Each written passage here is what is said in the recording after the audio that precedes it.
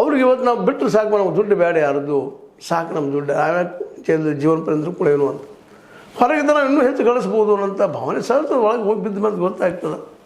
ಹೊರಗಿದ್ದಾಗ ಏನು ಅನಿಸೋದಿಲ್ಲ ರೀ. ಜೈಲಿಂದ ಹೊರಗಿದ್ದಾಗ ಅಥವಾ ಒಂದು ಬಂದಿಯಿಂದ ಹೊರಗಿದ್ದಾಗ ಏನೂ ಅನಿಸೋದಿಲ್ಲ. ಯಾವಾಗ ನಾವು ಬಂದಿ ಆಗ್ತೀವಿ, ಜೈಲಿನಲ್ಲಿ ಹೋಗ್ತೀವಿ, ಅಲ್ಲಿ ಕಷ್ಟಕರ ಜೀವನ, ನಾವು ಎಷ್ಟು ಒಳ್ಳೆಯವರಿದ್ದೀವಪ್ಪ, ನಾವು ದುಡ್ಡಿದ್ದವರಿದ್ದೀವಿ, ನಮ್ಗೆ ಕಷ್ಟ ಕೊಡಬೇಡೋದ್ರ ಸಹಿತ ಅಲ್ಲಿ ಪದ್ಧತಿಗಳು, ಅಲ್ಲಿ ರೂಲ್ಸ್ ಆ್ಯಂಡ್ ರೆಗ್ಯುಲೇಷನ್ ಆಗಿರೋದ್ರಿಂದಾಗೆ ಜೈಲು ಅನ್ನುವಂಥದ್ದು ಅರಮನೆ ಅಲ್ಲ, ಅದು ಸೆರೆಮನೆ.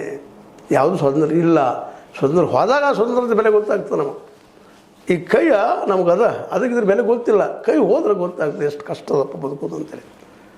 ಹಂಗೆ ಪ್ರತಿಯೊಂದು ವಿಚಾರದಲ್ಲ, ಎಲ್ಲ ನೆಲೆಗಟ್ಟಿನಲ್ಲ ನಾವು ಯೋಚನೆ ಮಾಡಿದಾಗ ಇವತ್ತು ದರ್ಶನ್ ಈ ಒಂದು ದೌರ್ಭಾಗ್ಯಕ್ಕೆ ಬಂದಿದ್ದು, ಇದು ಯಾರೂ ಅವ್ರಿಗೆ ಮಾಡಂತ ಹೇಳಿದ್ದಲ್ಲ, ಸ್ವತಃ ತಾವು ಮಾಡ್ಕೊಂಡಿದ್ದು. ಕೊನೆಗೆ ಬಿಡಬೇಕಾಗಿತ್ತು ರೇಣುಕಾಸ್ವಾಮಿ, ಹೋಗಲಪ್ಪ ಕ್ಷಮಿಸ್ತೀವಿ ಬಿಡಪ್ಪ ಅಂತೇಳಿ. ಭಾಳ ಎಲ್ಲೋ ಹೋಗ್ತಿದ್ದ, ಪೊಲೀಸ್ ಸ್ಟೇಷನ್ ಕಂಪ್ಲೇಂಟ್ ಕೊಡ್ತಿದ್ದ, ಏನೋ ಹಾಕಿತ್ತು, ಅದು ಮುಚ್ಚಿ ಹೋಗಿಬಿಡ್ತೇನೋ, ಅವನೇನೋ ಒಂದಿಷ್ಟು ರೆಮ್ಯುನರೇಷನೋ ಮತ್ತೇನೋ ಕೊಟ್ಟ ಬಿಟ್ಟು ಮುಗಿತಿತ್ತು.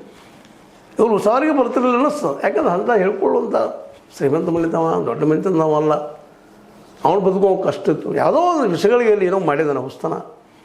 ಆ ಹುಸ್ತನಕ್ಕೆ ಇಷ್ಟು ದೊಡ್ಡ ಶಿಕ್ಷಣ ಅನ್ನುವಂಥದ್ದು ಇವತ್ತು ಚರ್ಚಾ ವಿಷಯ. ಅದೇನೋ ಆಗಲಿ ದರ್ಶನ್ನವರಿಗೆ ಇವತ್ತು ಯಾರೂ ವೈರ ಆಗಿರಲಿಲ್ಲ, ಬೇರೆ ಯಾರೂ ಇದಾಗಿರಲಿಲ್ಲ. ಮತ್ತು ಈಗಾಗಲೇ ಈ ಸಾಕ್ಷಿಗಳನ್ನು ಖರೀದಿ ಮಾಡೋ ಸಲುವಾಗಿ ಪ್ರಯತ್ನ ಮಾಡಿದ್ದಾರೆ ಅನ್ನೋಂಥ ಆರೋಪ ನಮ್ಮ ದರ್ಶನ್ ಅವ್ರ ಮೇಲೆ ಆಗ್ಯದ.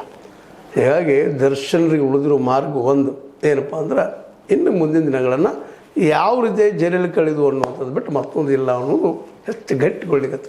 ಇದಾಗ್ತದಂತಲ್ಲ, ಮಾಪಿ ಸಾಕ್ಷಿ ಹೇಳಿದ್ದೆಲ್ಲ ಕರೆಕ್ಟ್ ಆಗ್ತಂತಲ್ಲ, ಬಟ್ ಮಾಪಿ ಸಾಕ್ಷಿ ಹೇಳಿದ್ದವರು